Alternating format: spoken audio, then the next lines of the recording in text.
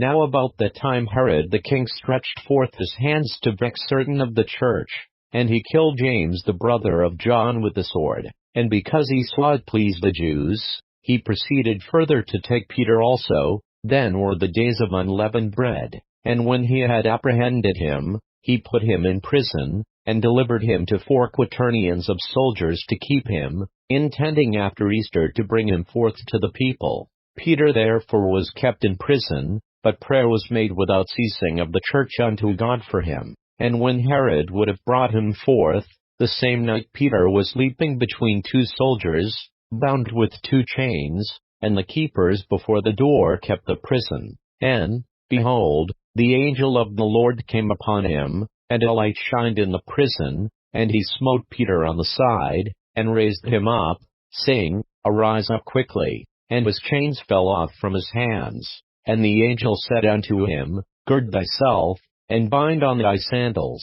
And so he did. And he saith unto him, Cast thy garment about thee, and follow me. And he went out, and followed him, and wist not that it was true which was done by the angel, but thought he saw a vision. When they were past the first and the second ward, they came unto the iron gate that leadeth unto the city, which opened to them of his own accord, and they went out, and passed on through one street, and forthwith the angel departed from him. And when Peter was come to himself, he said, Now I know of a surety, that the Lord hath sent his angel, and hath delivered me out of the hand of Herod, and from all the expectation of the people of the Jews. And when he had considered the thing, he came to the house of Mary the mother of John, whose surname was Mark, where many were gathered together praying. And as Peter knocked at the door of the gate, a damsel came to hearken, named Rhoda. And when she knew Peter's voice,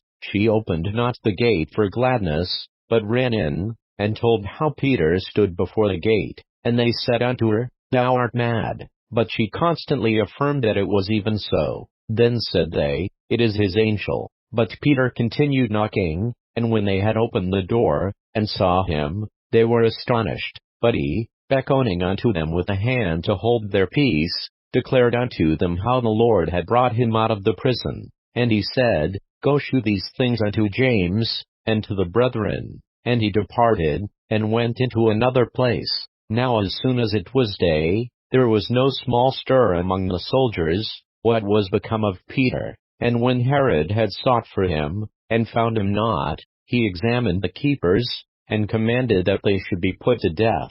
And he went down from Judea to Caesarea, and there abode. And Herod was highly displeased with them of Tyre and Sidon, but they came with one accord to him, and, having made Blastus the king's chamberlain their friend, desired peace, because their country was nourished by the king's country. And upon a set day Herod, arrayed in royal apparel, sat upon his throne, and made an oration unto them. And the people gave a shout, saying, It is the voice of a God, and not of a man. And immediately the angel of the Lord smote him, because he gave not God the glory, and he was eaten of worms, and gave up the ghost. But the word of God grew and multiplied. And Barnabas and Saul returned from Jerusalem, when they had fulfilled their ministry, and took with them John, whose surname was Mark.